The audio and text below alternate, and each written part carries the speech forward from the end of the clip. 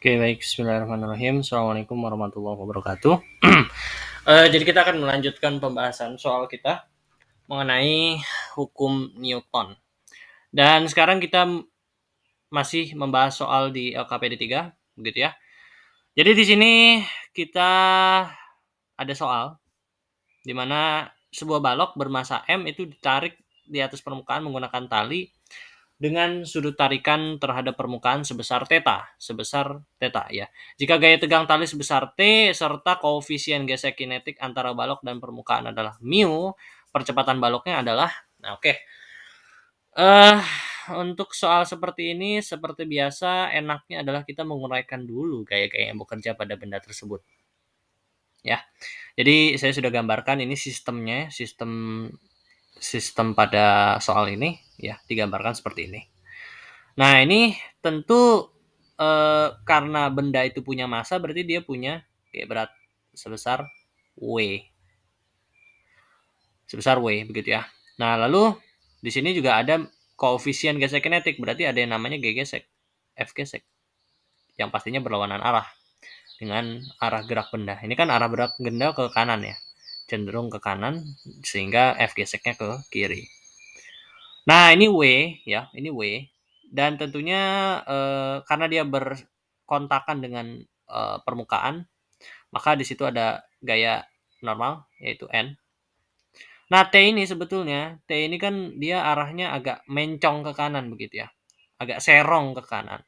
Nah, karena T ini adalah besaran vektor sehingga bisa kita uraikan dengan menggunakan sin cos begitu ya. Nah, ini kan bisa kita uraikan sebagai seperti ini. Ini ada sudut theta begitu kan ya. Nah, ini kan bisa kita uraikan menjadi seperti ini. Ya, jadi seperti ini. Nah, yang di sini nih. Ini kan dia apa namanya? Letaknya di sebelah ya, di samping sudut begitu ya. Berarti dia rumusnya T cos theta begitu. Nah, kalau yang di depan sudut ini kan ini kan dia sebetulnya di depan sudut nih. Kalau diproyeksikan lagi ke sini gitu. Ini kan sama aja nih nilainya nih. Nah, dia kan letaknya di depan sudut begitu ya. Nah, maka dia menjadi T sin theta. Begitu. T dikali dengan sin theta. Sedangkan yang di sini adalah T cos theta. Ini saya hapus dulu ya. Ini sebetulnya sebagai penggambaran aja gitu. Kok bisa dia di depan sudut? Karena dia kan sebetulnya bisa diproyeksikan ke sini gitu. Dan akhirnya ya sebetulnya kalau kita lihat tadi ya, itu sebetulnya dia terletaknya di depan sudut gitu. Makanya kita pakainya sin theta gitu. Nah, di sini yang ditanya apa? Ya, yang ditanya adalah percepatan baloknya. Nah, maka kalau percepatan balok gitu kan ya, berarti kan hukum yang digunakan adalah sigma F sama dengan MA gitu ya. Kalau untuk mau mencari percepatan balok. Nah, kita lihat dari sistem ini sumbu mana yang berlaku hukum sigma F sama dengan MA? Ya, kalau dilihat ya bahwa yang berlaku adalah sumbu X begitu. Kenapa? Sumbu X itu dia mengalami perubahan posisi. Dia mengalami percepatan sebetulnya. Dia kan bergerak dan kecepatannya selalu berubah. Sehingga yang kita gunakan hukum sigma F sama dengan MA adalah sumbu X begitu. Nah, kenapa sumbu Y enggak? Ya, sumbu Y coba dilihat. Dia terbang enggak gitu? Bendanya terbang enggak? Enggak kan? Dia tetap di tanah kan? Maka dia tidak ada perubahan posisi, tidak ada perubahan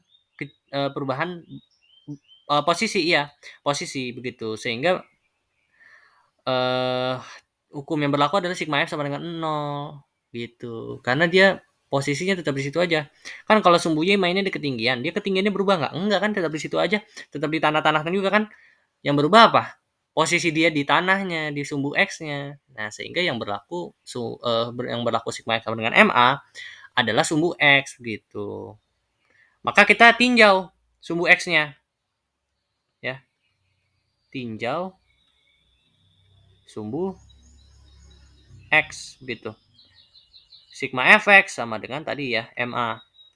Lihat di sumbu X ada apa saja gaya-gaya yang bekerja. Ada T cos theta, ada F gesek gitu kan ya. Nah, T cos theta benar positif ya. Berarti T cos theta min F gesek sama dengan M kali A.